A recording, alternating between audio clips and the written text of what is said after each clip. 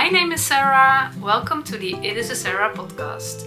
Today it is Monday, January 20, 2025, and in this episode I want to share my crafty adventures. No, I want to share my handwerk perikelen, that's Dutch for my crafty adventures, from this week with you. I'm coming to you from the Netherlands, so excuse my Dutchy English. I love to knit, I love to crochet, I love to sew this week. And I love to talk, so that's the perfect combination for making this podcast. I make my episodes in Dutch and in English, so be sure you pick the right one. Okay, I have no finished objects today. I did have quite some last week. Now I have all the works in progress, hard jumping ones. I'm really happy. I have some new cast-ons and I really want to share that with you today. But let me start with what I'm wearing, because I found a new combination in my wardrobe, and not with new items. It was caused by a new item. Last week I showed you my Sealy cardigan. It was my second longer cardigan I ever knitted. This is my first. This is the Sunday cardigan by Petite knit. I made it, I guess, 2 years ago.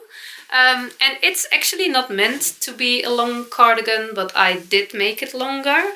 And I really love to wear it. But when I finished my Sealy cardigan last week, I discovered that I really love to wear it with a skirt and a vest. As you can see, I'm wearing a skirt right now and a vest. It is also knitted, it's black, and the light is it is grey again today in the Netherlands, and I actually am supported by an extra light, but it might influence the light a little bit. It looks a little bit weird because it's not the natural light. This is maybe when I put out now you can see it. I'm wearing a long sleeve t-shirt, a black one, and a black knitted vest. It is the pattern Spencer Penelope. In Dutch we call a vest a Spencer. It's by a Dutch designer, and this is actually my first one. I did knit it 2 times. This one I knitted with superwash yarn. I think it was Wool Addict's Glory, a merino super yarn, and Long Yarn's lace. It was all gifted to me by Long Yarns, and it was also the yarn that was recommended for the pattern. But I didn't really love the superwash feeling. It was a little bit too soft and too drapey for me, so I re-knitted it in Alafoslopi. This is my Alafoslopi one, but actually I don't really like this one. In the beginning I thought it was caused by the neckline. I bound it off a little bit too tight, so I did fix that recently. But it's also the very black Alafoslopi. Alafoslopi is an Icelandic yarn. My cardigan is also knitted in Alafoslopi. It's quite rustic, quite itchy. I love it. But it's the color, I guess. It's so plain black, and it's magnetic for all the bits in my house that I don't want to be attached on my knitting. This black fabric is really a magnet for that. And this color, I don't know the color name, but this is more a heathered color, and I really love that. And I really love, you can see the a fuzzy layer over it. It's a bit pilling. I do wear this cardigan a lot, and it's not pilling much for that, but it's pilling a bit. But just this plain black, I think you also have a heathered black, and I would have loved that more. I also made this one cropped, so it's better to wear on my dresses and not in skirts, because when this one was actually on my giveaway pile to give to a family member or a friend, but in the end I didn't do that, and it came back in my own wardrobe. And then I discovered I could wear it in summer with only a tank top under it. It's merino yarn, and even there's a little bit of lace knitted in it too. That was not itchy, and then I did wear it with short sleeves, and because it is drapey, the fact I didn't like in the beginning, I do like it to put it in my skirt and to blouse it a little bit. Is that a word? To tuck it in my skirt. Is that how you say it? To do this. I like to put my skirt very high-waisted, and then I can tuck it in my skirt and blouse it a little bit over my waist. Yeah, and this one works better than the other one because of the length and the drapiness of the fabric. So I'm very happy I didn't give it away. Yeah, I have several vests and skirts and 2 long cardigans, so I can make all the new combinations. And it's always very exciting when you can find new combinations in the things you already have. Of course, I did add my Sealy cardigan, a new cardigan. So there was a new piece in my wardrobe, but it opened all kinds of new combinations. For my Sealy cardigan, my mother, she knitted a belt for me. And I don't have that with me with this Sunday cardigan, but I realized I did wear my Sealy cardigan all week, I guess, and I wear it inside and outside. It was quite cold. In the Netherlands it's never really cold. We are a country next to the sea, so it's not really, we have sea climate, not really cold, but it was around 0 degrees. And I don't like to wear a coat when I'm going outside, only when it's really cold or really wet. But when I'm outside, I'm most of the time quite active because I'm walking or biking, and when I'm active my temperature rises quite quickly. I have a big fire within me, and it's more than enough to keep me warm. So when I'm wearing a coat, I get grumpy. When I'm overheated, I get grumpy. That's why I prefer winter over summer. So most of the time these days I wear the same outfit inside as outside, even if it's quite now it's quite cold. But the belt is really making a difference. Because an open-fronted cardigan, I didn't add buttons or something else. I do wear it as an open front cardigan, and it was always good. But when it's cold and windy, it really can be nice to close your cardigan with a belt. So now I have a Sealy belt, I want a Sunday belt too. And lucky me, I do have some yarn in stash. This is a little bit of Elfos Lopi, but I have 2 new skeins too, so more than enough to knit a belt. And now I really hope my mom wants to knit me another belt. I completely understand if she doesn't feel the motivation, because knitting a belt is quite boring. So I think I might knit it myself, but I can try.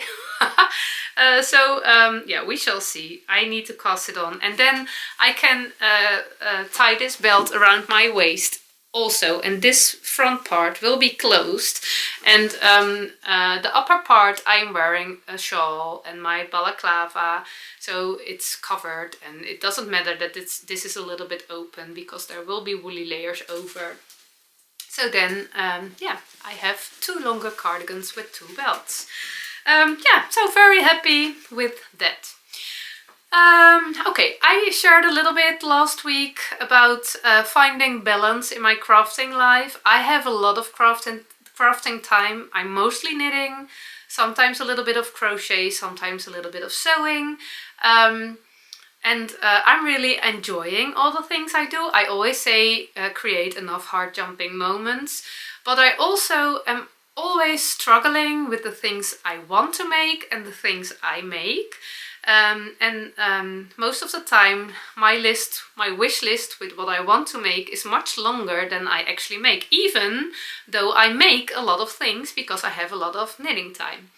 And I was doubting, I was wondering what is happening there, and I realized that there's always a lot happening on my needles. I really love to work on several projects again at the same time. Most of the time I have one main project, and a lot of other projects I can pick up if my main project is on a difficult point or not easy to bring with me or whatever.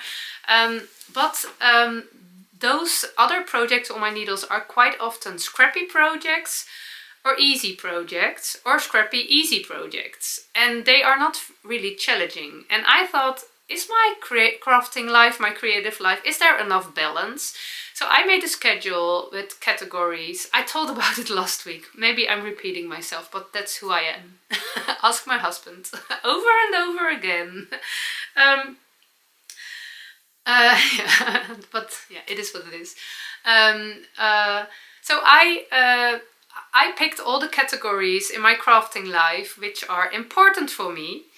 And then I divided all the works in progress on my needles in the categories. And I noticed some gaps. Some categories weren't filled. And the interesting part was the categories which weren't filled are actually the categories which are most hard jumping for me. So that made me think, am I balanced? Is my creative life in balance? So I deep dived into it, and my goal for last week was fill all the gaps. So I did. So I have a few new cast-ons, and I will share about all my new cast-ons, I guess. Not all my whips, but all my new cast-ons. But the interesting thing was, since I filled all the gaps, all the spots in my creative life, I feel so balanced and energized and good, and I have so much fun working on all the things, and there is no need. I'm only doing this for a week, so I don't know how much you can trust me on this, but there's no need for casting on impulsive projects. I just love to work on all the things, and when I get bored by one thing, I pick up another thing. When some of my projects is on a hard point, I pick up another hard jumping project, and I'm shifting all the time, and I feel balanced. So if you love to work on more than one project too, maybe you can check if your creative life is in balance, or if you are working on too much easy projects, too many easy projects, or too many scrappy, or are you making enough hard jumping projects? Yeah, it's very interesting. So I didn't fill my schedule today. I will do that tomorrow, and I will pick a weekly moment to check my schedule if all the gaps are filled. And it's not a problem when one week it's not, but yeah, it's all about the balance. Okay, enough talking. Go to the whips. This one is my first one, and this is actually a sewing project. It is an English paper piecing project. It's not knitting, not crochet. It was actually a quite surprising project. I did start on it in the Christmas holiday. I was having the flu. I was not feeling well, and I really need something fun. And also, we are the proud owners now of a little camper van. It's standing in front of the door, and it is a lovely van, and I will definitely show it once. But it needs to have, it is looking lovely already, but it needs to have a little bit more of our sauce. Not only my sauce, also my husband's sauce, maybe a little bit of the children's sauce.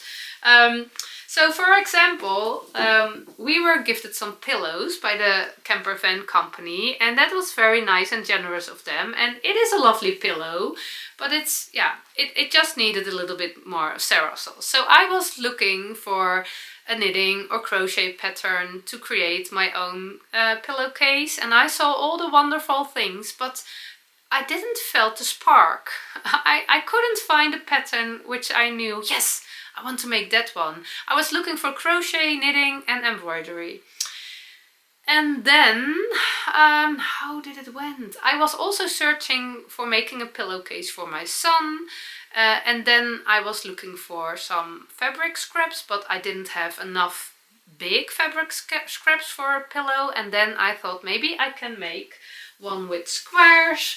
I did play with, this is from more than 10 years ago, maybe 15 years ago. I made it on the sewing machine, and it is also tiny squares, and I don't know if you can see it, but it's not really messy, but it's also not nice and neat.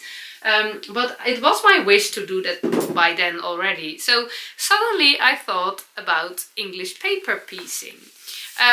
I know the existence of English paper piecing for quite a while. Every now and then I see people doing this, and it always makes me smile. I really love the look of it. But there were two things. One thing was that I thought I couldn't understand the paper and the fabric combination. English paper piecing, it must be very difficult. That was what I thought. I'm very good in thinking easy things difficult. That's a talent. I'm very talented. And the second thing was, I don't need another hobby in my life, because I know there was so much I want to knit, I want to crochet, and although I can spend a lot of time on knitting and crochet, I didn't need another hobby in my life, because I would run out of time. But now I immediately knew, when I started thinking about a scrappy fabric pillowcase, I immediately knew that I wanted to do the English paper piecing. So I searched on Pinterest for some inspiration. I found a very easy peasy tutorial, a blog tutorial, not a film tutorial, but on a blog, in a blog post. And I also found a template with the hexagons. And then I thought, with my fevery head, let's start. I think Miss Perfect was having the flu too, because she was not there. Maybe she was having a fever too. So I just started, and it was not actually my plan to immediately make the pillowcase. I just wanted to play and see how it worked out, and yeah, suddenly I created a big part of the pillowcase. So this is what it is, all scrappy fabric. This one is a leftover from a dress I made. This one is the skirt I'm wearing right now. This one is also leftover from a dress. And the flower fabric is a thrift shop fabric I thrifted several years ago. And especially this one is not the best quality, because it's cotton and it's not a good cotton quality. So I'm a bit doubting if it was a good idea to add this one. I don't know if it will hold up long enough. This one is a corduroy fabric. It was quite hard for my hands to hand stitch it, but the combination is making me so happy. And also, how could I think this would be hard? It's so easy to do. It's so easy, and it's so nice to use your fabric scraps. I have a lot of fabric scraps. I always save them, but I never really knew what to do. And of course, I know the quilting, and I know, but doing it on a sewing machine, it was not. I'm not such a nice and neat worker, so it didn't work out for me every time I did try. But hand sewing, when I was working as a teacher on a Waldorf school, I really experienced the heart jumping feeling, the relaxed feeling, the rhythmic feeling of hand stitching. I really loved it. It was so fun and nice to do. And this is hand stitching, and it's not hard. If I can do it, you can do it. It's just so much fun to do. And I'm working messy, because I'm not measuring anything, and there are some seams which are way too big, and there are also some seams which are very small or not existing seams. So maybe this pillowcase will not work out, but then it was a good practice. I can make something of it anyway. I have enough hexagons right now, and I have a flowery fabric. I want to create a border at the outside. And from the same fabric I want to make just plain fabric panels at the back side, and then the pillowcase will be finished. It will be quite a work, because I have to make quite some hexagons for the outside, but that doesn't matter. I don't have a hurry. Yes, I do. I want to make the camper van a little bit more personal, so it is a little bit in a hurry actually, but it's really much fun to do. And you can do it on the couch, just in the evening. You only need a good light, because it's hand stitching. One of my disadvantage, do you say it like that, from the sewing machine is that you have to sit behind the sewing machine, and yeah, we don't have a space where I can leave the sewing machine. We don't have room left. But this is hand sewing. You can just do it the same as you do your knitting or crochet. So very hard jumping project on my needles. And I also love the flowers when you have one actually this shape, one in the middle. Yeah, I didn't do that, and all the different. I can see me making a big blanket. It will be a forever ongoing project, but I can see myself making a hand-sewed quilt with all the flowery patterns in lovely fabrics, leftovers from garments I made. But we also have a quilt shop quite close, now in another town, and I can imagine you can buy those tiny fabric pieces of fabric with lovely patterns. Oh, that's dangerous. That's dangerous.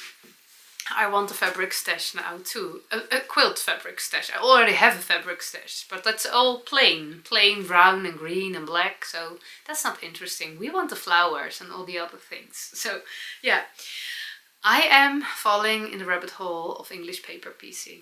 Yeah, but I don't mind. I love it. Okay, let me see. Another project on my needles is a sock. One of the gaps in my balance schedule was the colorwork knitting. I did quite some colorwork last week. I made a hat, I made a jumper for my little niece. You see, it fits her perfectly. It's a little bit on the big side, but it's looking adorable on her. So I didn't have another colorwork project on my needles, but I wanted to fill the gap. But I didn't want to be distracted by a lovely colorwork project again, because I wanted to give my Bubblelicious sweater some attention. I will give you an update at the end of this episode. And then I realized that I have the Colorwork Cuff Club. It is the Colorwork Cuff Club from Summer Lee. She's organizing a Colorwork Cuff Club. She started in August. You can still buy the pattern. When you buy the pattern, you receive her basic sock pattern, a cuff down sock. And every month you will receive one chart, and sometimes even 2 charts, for a Colorwork cuff.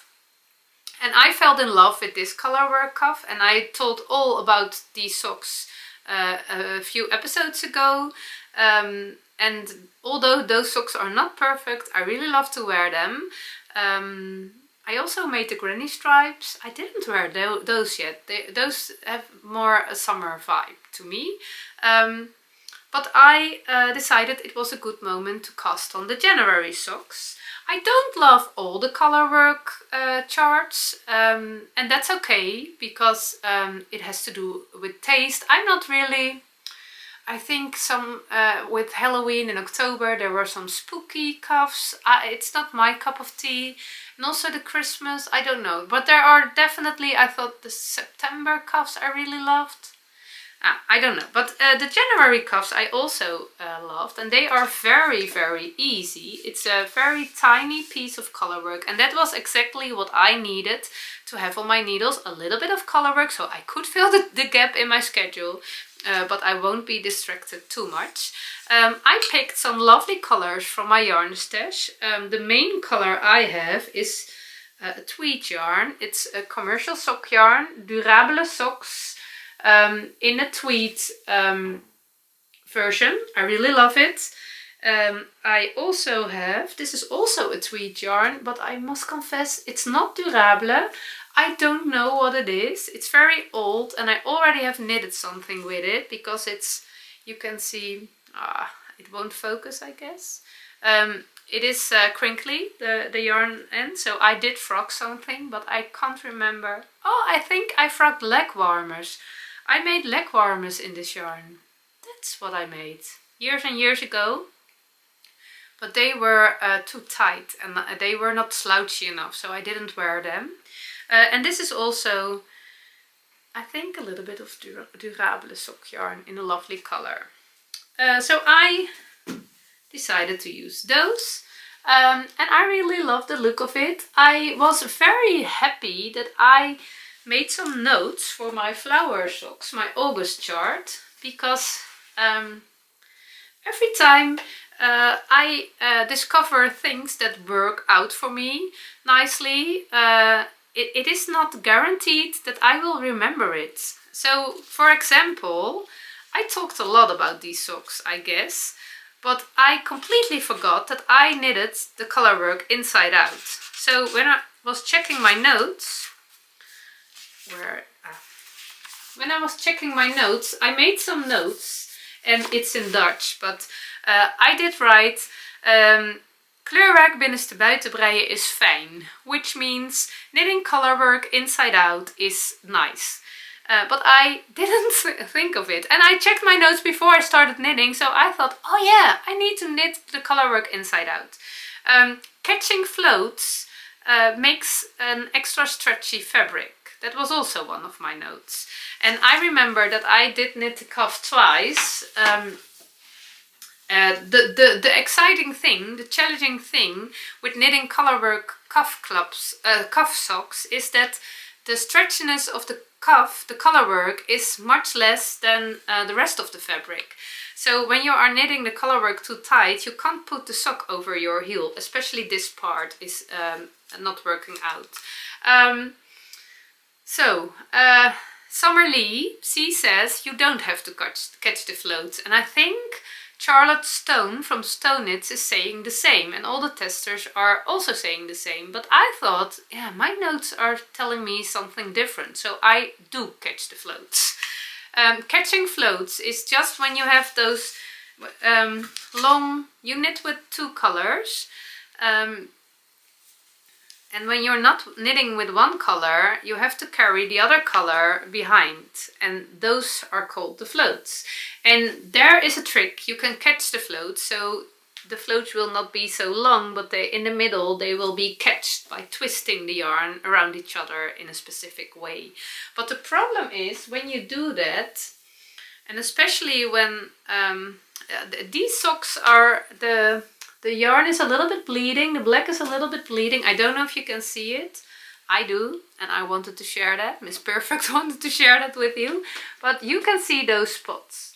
This is where I catch the floats. So the black yarn, I catch the black yarn and it's shining through the green yarn a little bit. And of course we don't want that, but it was extra stretchy.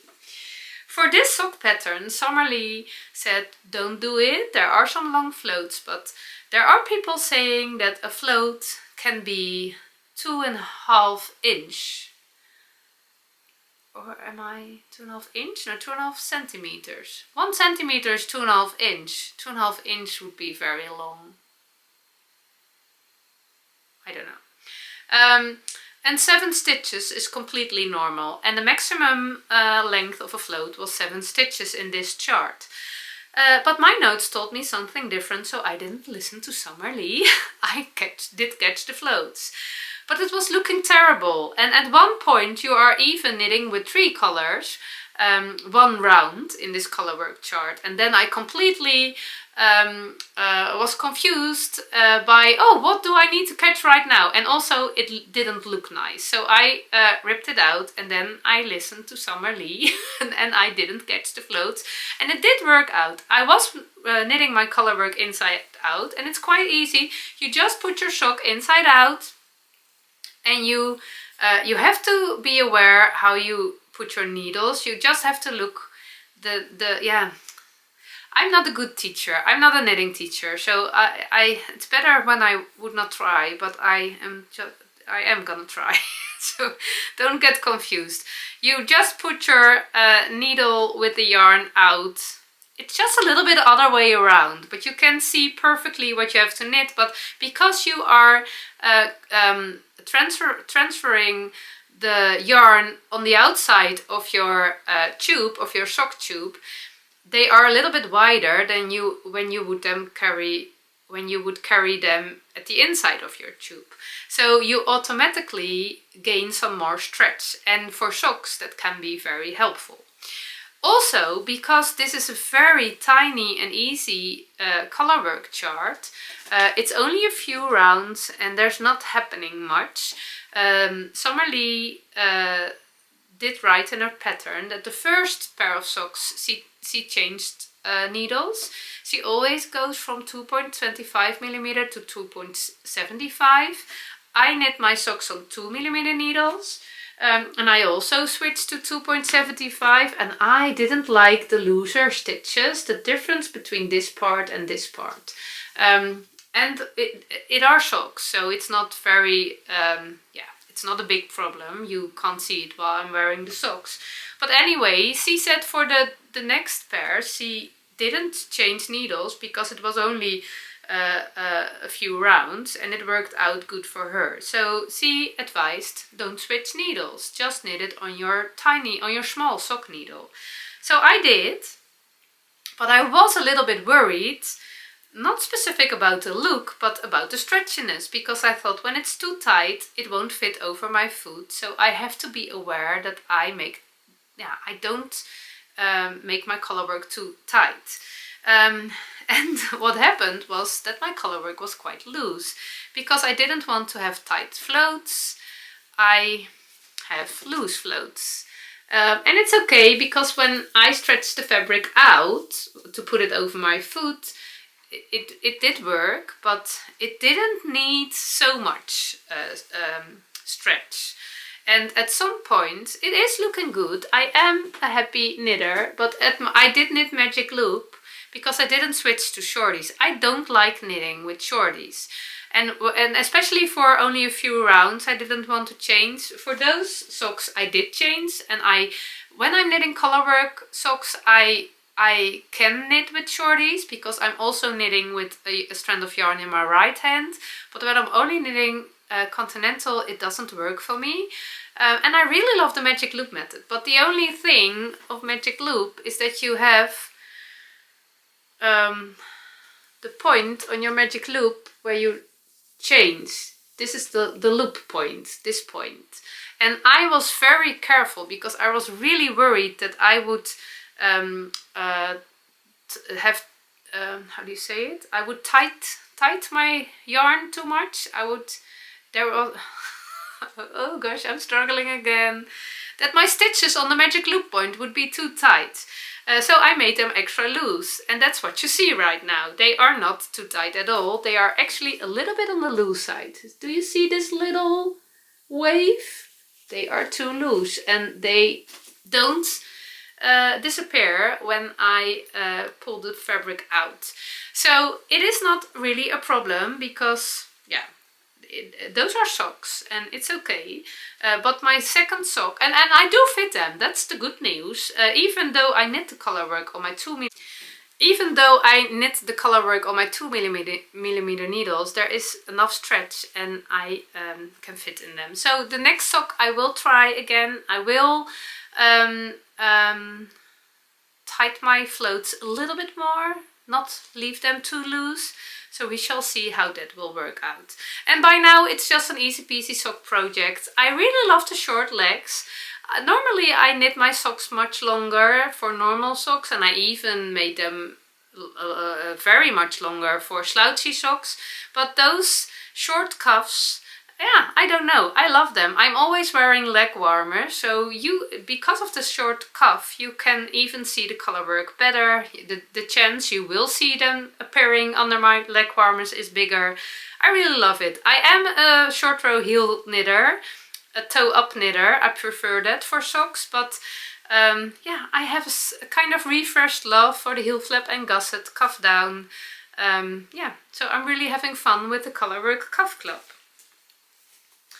Okay, yeah, I also have a new crochet project on my needles because there was no crochet happening. And I was really doubting because I didn't really needed another blanket on my needles, and I was not really knowing what I wanted to make. And then I realized I have a pillow. I already talked about it, but I don't know if it was in my regular episode or in another one. This pillow is the pillow which is always in my bag on my chair in my knitting office, and I never liked this pillow. I think it's too colorful for me, and I do love colors, but I don't love those colors. Yeah, I just don't love the pillow, the look of the pillow. I do love the feeling of the pillow because I actually think I put two pillows in this pillowcase. It's really nice and thick, and when I'm talking I don't want to have the pillow in my bag, but when I'm knitting it's really nice to have it there. This is actually, those are my walking granny squares. I was very feeling inspired by all the knitters who were knitting socks while they were hiking.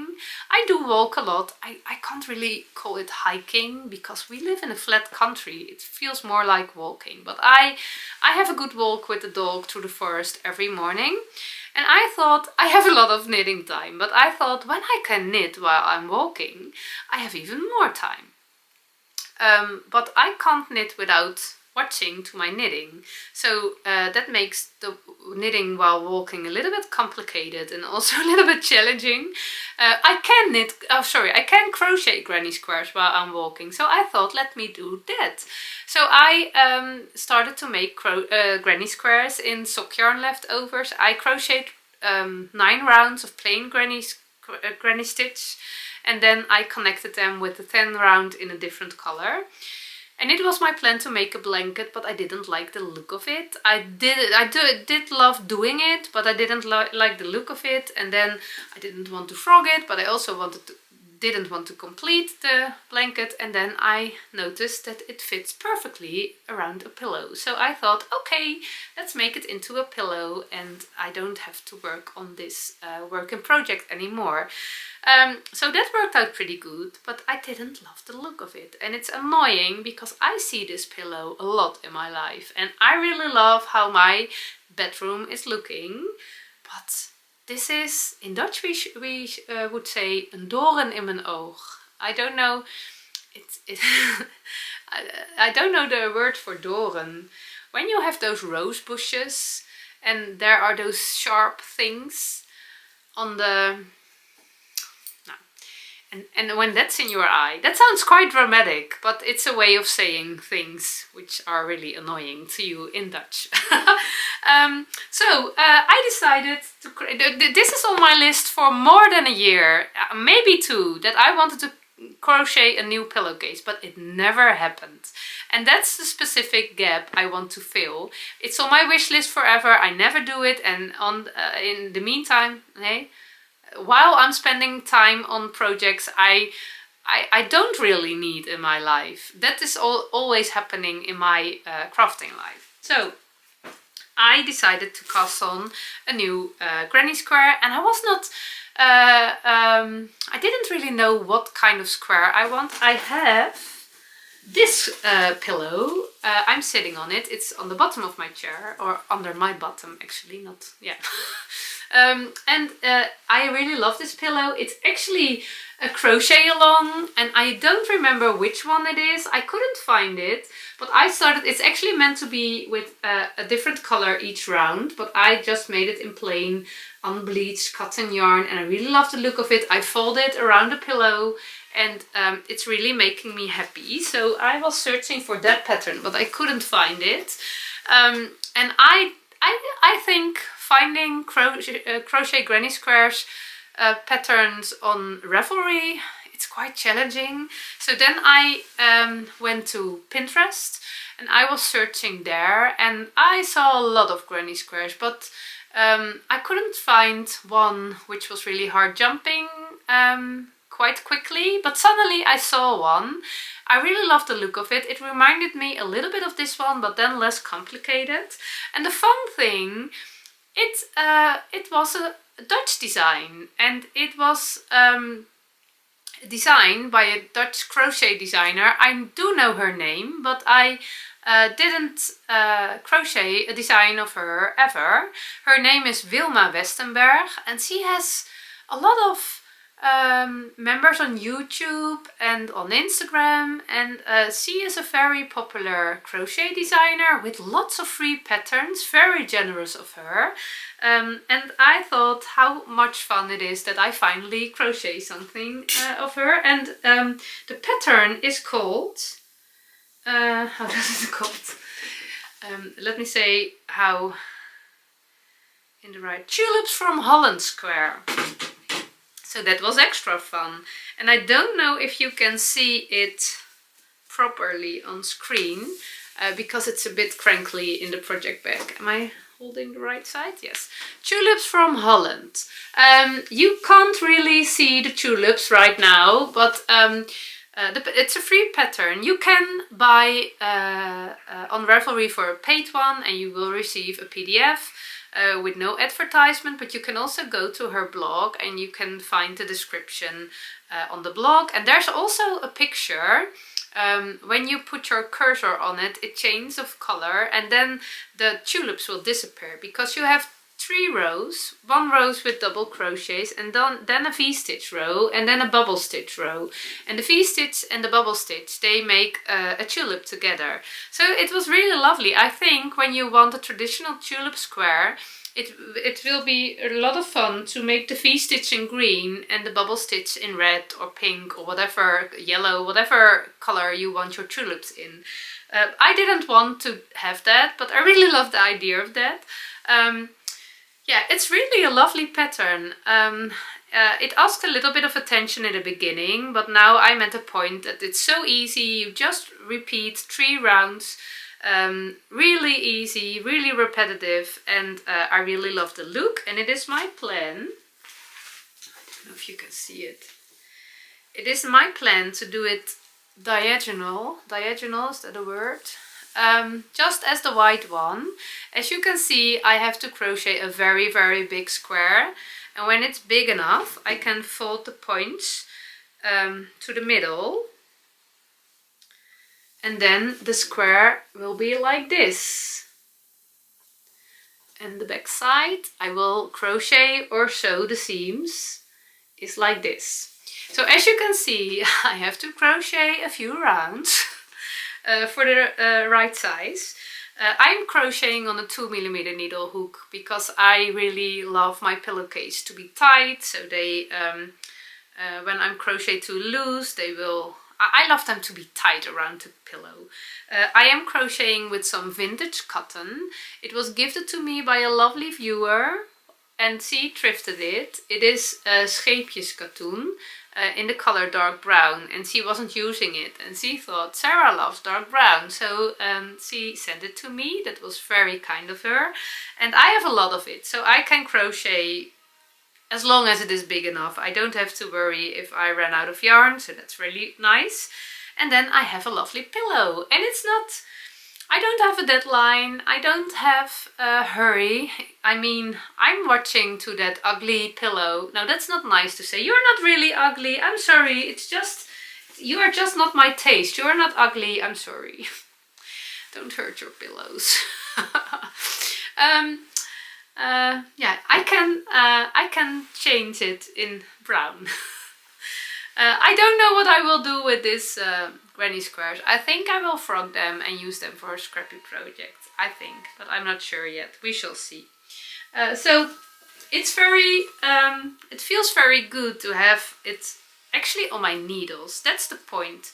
Most of the time, all those things are happening in my head. Oh, I want to make that, I want to make that. And now some of the things I really want to make are actually happening. And that feels more balanced. So it works out for me quite good right now. Another project, which is really, really, really making me happy, is this sweater. I did cast on a new sweater. And I am really excited about this sweater because it has a low neckline. It is a raglan sweater with a scoop neckline and I really prefer lower necklines. This is the Light Bright from Wool and Pine and it's actually designed as a little bit of a scrappy project. Very clever charts how to change from one color to another. But I'm knitting it in a plain color and I was really needing a recipe for a raglan. I'm not a designer and my brain doesn't work as a designer. I don't have the insight or the talent to understand how a construction work with not ever knitted it. When I have knitted it, I do understand and then I can do it by head and I can do it on my own and I can change another raglan pattern with no scoop neckline into a scoop neckline, but not when I never have done it. That's not my way of learning. So I am really excited about this one. My plan for this year, I realized this weekend, was that I want to make at least 3 sweaters for myself. One with a raglan with a scoop neckline, it is already on my needles, a dropped shoulder with a scoop neckline, and I also want to try to make a good fitting round yoke sweater for myself. And there were a lot of comments on my last episode of 2024 with all the helpful knowledge about round yokes and your experiences, and I was deep diving into it. And then I realized, why should I start with knitting the sweater which is my least favorite fit? And then I realized, let me start with the one which I really love, and that was the raglan. I also love the drop shoulder. I have my Kerr sweater, which is also that way, but the raglan, yeah, I just love knitting the raglan. I will try it on for you, so you can see. It is dark brown, so maybe not really visible. Oh, this is exactly what I need. This is the neckline I love. I am knitting with Istex Fiala Lopi, and that's actually the little sister of Let Lopi. It is the first time I am knitting with it. It is a rustic Icelandic yarn.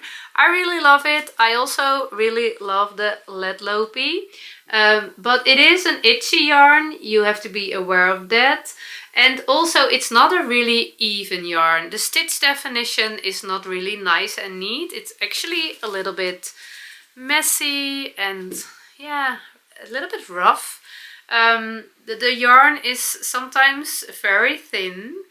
I don't mind. I love the look of it. And also, I do love a good stitch definition, but I'm a loose knitter. I'm a relaxed knitter. Let's keep it positive. Loose does remind me of loser, and I'm not a loser. I'm relaxed. So my stitches are quite loose often, and the stitch definition is really a sensitive thing because I don't always have a very nice and neat stitch definition. But yeah, at this sweater it doesn't bother me. It's actually, now I can say, oh, it's the yarn.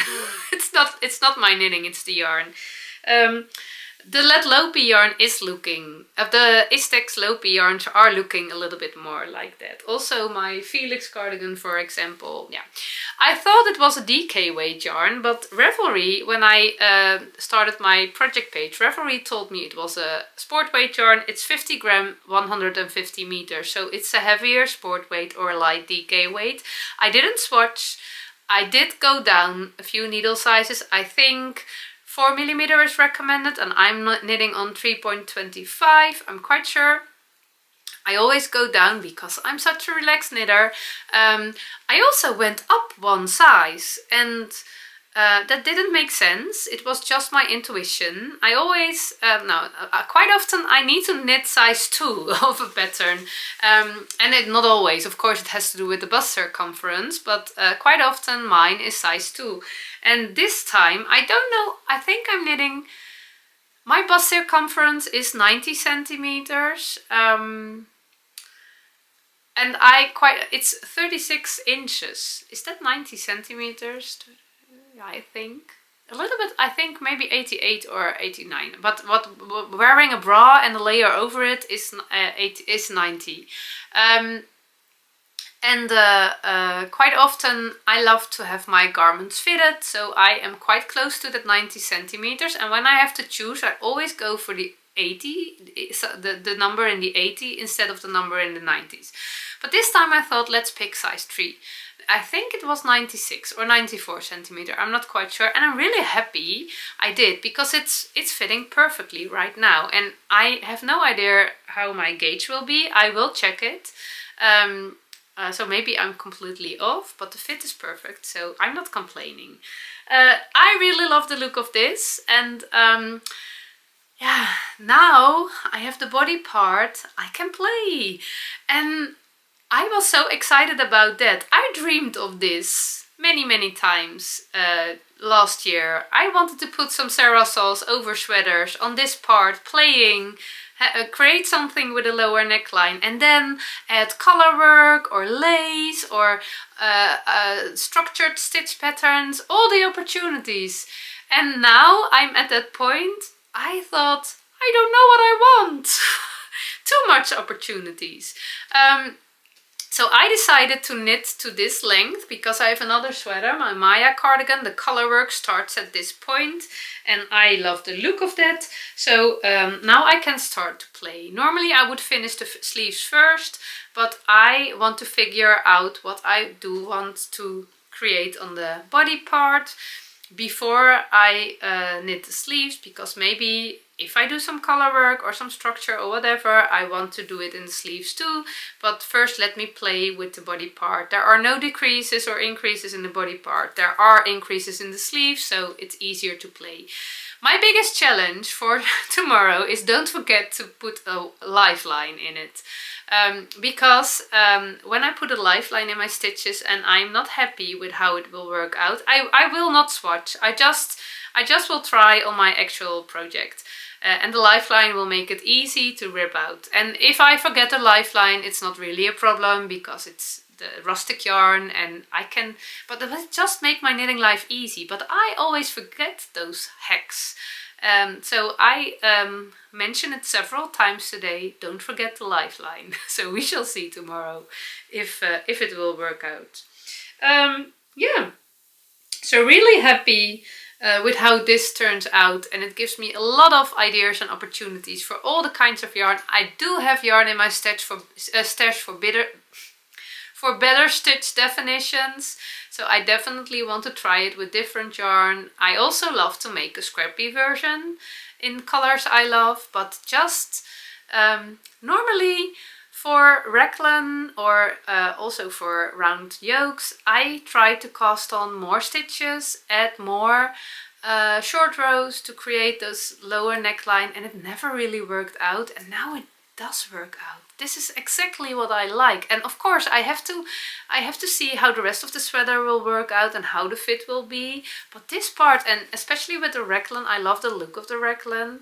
I really love it. Yeah, so I think I'm really happy with it, and I really am looking forward to put a little bit of Sarah sauce over it, and yeah, I can play. It's very nice to have a fit that works out for you, and you can play with whatever you want to. It is knitted on quite a loose gauge, as you can see. It's quite shine through, and I think this yarn, when you block this yarn, oh no, now I do lose some stitches. I always lose those tiny white things from Chow on my needles. I don't know if you have the same experience, but it's really, nah. I'm not worried about those loose stitches on this yarn because it's so itchy. They will stay in place, and come on, focus. It will not be a problem to pick them up. But I do have those little stoppers from Chow, those tiny white things, and they don't do what they are supposed to do. I don't like that. I think it's dropped. I have them on that sweater too. I don't see it. Yeah, okay. So very exciting, light bright. I really love it so far, so I will keep you updated about the rest of the sweater. Then my last project I want to share is is the Bubblelicious sweater for my youngest. It's a pattern by Kutovakika, Veronica Lindberg. It's hanging there. My youngest, she is 15 years old. She really loves the designs of Veronica. And I knitted her the Arctic Light sweater in 2024. She's really wearing it a lot, and she really wanted the Bubblelicious sweater. She felt in love. And she asked me to knit it for her, and I had my doubts because I'm not the very Bubblelicious type. Knitting the bubbles, I didn't know if I would love to do that enough. But she really wanted that sweater, and I really enjoyed knitting the Arctic Light, so I decided, okay, let's do it. I bought Knitting for Olive merino 2 strands and 1 strand of knitting for olive mohair. It was quite expensive. I don't think I ever knitted such an expensive sweater, and it's quite exciting for a teenage girl, but I do love the color and I do love the fit too. So if she doesn't like it, I can wear it. But I must say she's very knit worthy, because yeah, she's knitting her own sweater. She's almost finished, so that's very exciting. I will show it when she finished her sweater. I'm so proud. But also she really loves to wear her hand knits all the time, so I think it will work out. But still, Veronica, she does pick the picture, the promotion picture for her pattern when she's wearing the sweater in quite an oversized version, a few sizes bigger than her actual size. So that influences the look of the fit. And she is, you can read it, she is warning you for that. But of course my girl, she did saw the oversized version. And especially with the sleeves, we don't have that. The sleeves are actually quite narrow. You can see that compared to the body. The body is quite straight and boxy. It's a dropped shoulder construction, and the sleeves are quite narrow. And I did read that on the pattern pages of testers, and I think she changed the stitch count of the sleeve. And I was thinking about going 1 size up, but there are only 2 sleeve options. For the smaller sizes you have 68 stitches, and for the bigger sizes you have 85 stitches. It's just 1 chart repeat extra. And that seems as a very big difference to me when I started knitting sleeve 1. And also, I don't know if I have enough yarn, because I have 1 ball of mohair less than I need according to the pattern, because my daughter actually picked another color of mohair that wasn't working out, so I could change them in the yarn shop, but she only had 4 instead of 5. I guess that's the amount I have. But I thought, let's try. Most of the time I have quite some yarn left, but I have no idea how it will work out. So I decided, I just knitted the body, and when my yarn balls were away here, I decided to knit the sleeves first, and then we can see. It's quite exciting. I have actually no idea how it will work out. Let me do a quick fit. And on this sweater it's more exciting. This tiny white thing, I mean, the stopper, you can put on your needle.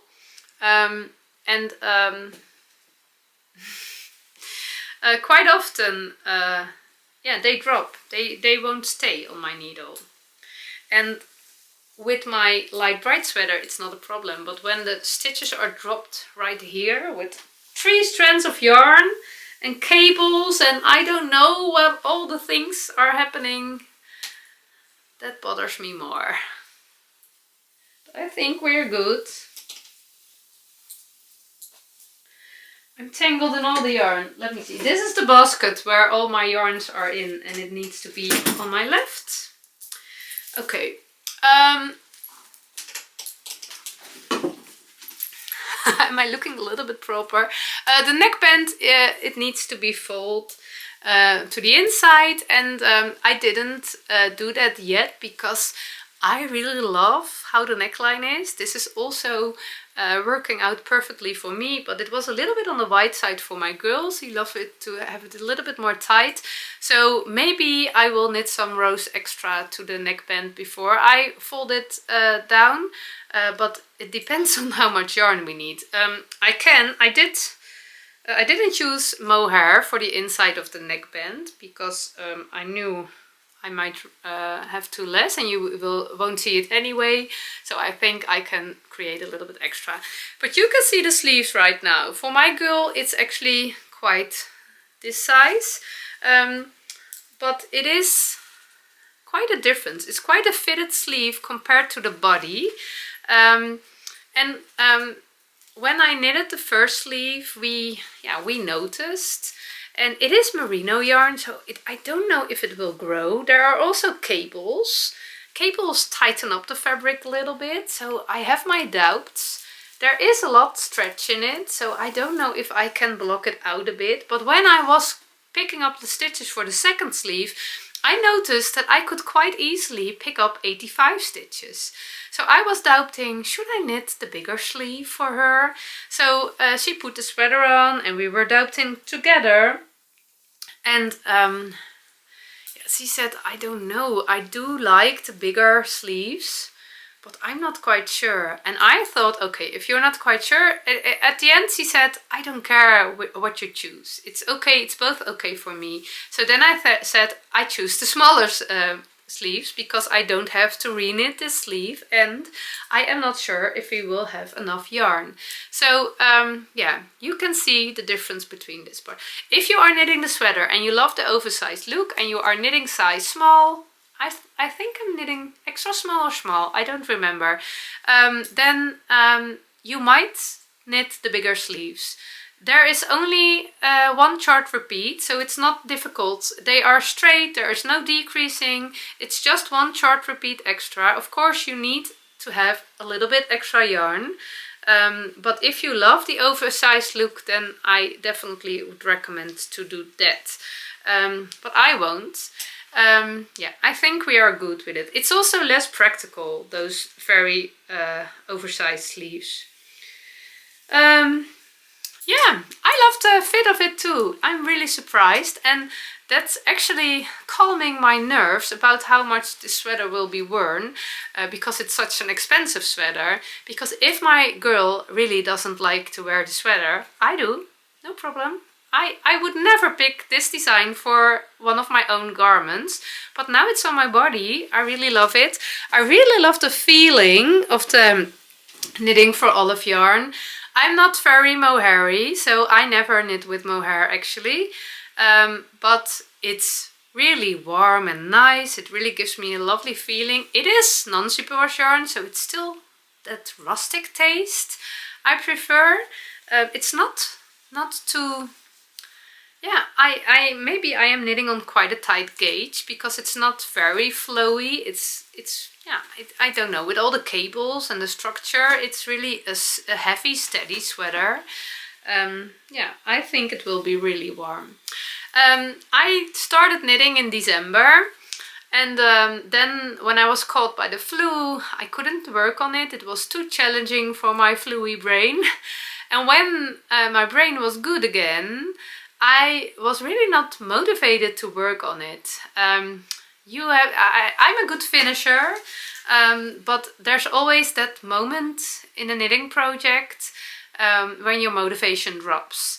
In the beginning you are excited and you really love to explore how your knitting will work out, the combination of pattern and yarn, and exciting stitch patterns. Translating it from a chart to your hands. It can be a challenging part because it can take a while before it's from the chart in your head to your hands, but the moment that happens is quite magical. I really love that. But there's always, in every project, I have a moment that I think, oh, this is boring. I don't want to work on it. Especially when it's not for myself. When I'm making something for myself, I can really put some motivation about the idea of wearing it. And yeah, it sounds a little bit... I don't have so much motivation from the idea that someone else is wearing it. That sounds actually... Well, maybe a lot of people have it the other way around. I don't know. Am I a selfish person? I don't know. No, I'm not selfish. Yeah, maybe I'm a selfish knitter. No, I'm not. I don't know. Oh, confusing. Doesn't matter. But the interesting thing is I tackled this problem because for me it's really important that knitting projects keep growing, and crochet too, that projects keep growing. When I'm feeling no motivation, it's important that it's moving. When I just put it in a corner in a project bag, then over 3 months I will discover it and think, oh no, and it's not really that I forget it because I will carry the project in mind with me all those 3 months. But now I made the appointment with myself. Just let it grow a little bit every day. You can work on all the things you want, but you have to do a little bit on this sweater every day. And I didn't put boundaries on the little bit. I didn't make appointments about the little bit, just a little bit. If it was 5 minutes or 1 round, doesn't matter, just a little bit every day. So I did do that, and at some point I got more motivated. And when I was almost, I think when I was here, quite far on the first sleeve, the pattern was really into my hands. It was not necessary to keep track on paper every round. I just have a stitch marker. It's a chart repeat from 6 rounds, and in the even numbers something special needs to be happening, some cabling or a bubble or whatever, and the odd numbers are just knitting as they come, as the stitches come. And I can just knit, and yeah, I'm really motivated right now, but I don't want to work only on this sweater. So now the appointment with myself is just make one chart repeat every day. That's 6 rounds at least. So some days I make more, and some days only 1, and the sleeve will grow, and then we will do the body. So yeah, the sweater will grow. And I also know when the end is near, I do a sprint. I will, how do you say? I will run harder and harder. I will knit harder and harder, and then I will come in that super focus, and I only work on this sweater to finish it. And most of the time I think, oh, when I finish it now I can show it on Monday. So making episodes is also really helping me to finish things. So we shall see how long it will take. It would be lovely when she can wear it. It's a really warm sweater, so I hope it will stay a little bit cold weather for a while. Yeah, but really a lovely project. I really love that there's so much happening in Veronica's patterns. I really think it's clever how to combine all the cables and all the things.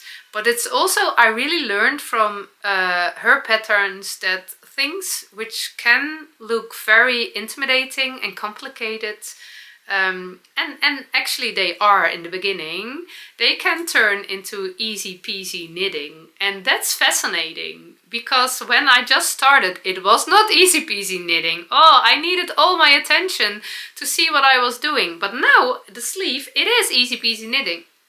Oh, doorbell's ringing. That's a postman. Okay, I don't want to run.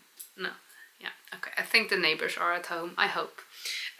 So really happy with how it turns out, and yeah, I really hope it will block out a little bit, and yeah, I have a lovely sweater for my girl. Okay, this was it for today. I hope you enjoyed this episode. I want to thank you for all your nice words in the comments every time. I read them all, I enjoy them all. And for now, I want to thank you for watching, and I want to wish you a very, very lovely week. I hope you have some heart-jumping moments. If you can't find them, create them, because we need them. I hope to see you next week. Bye bye!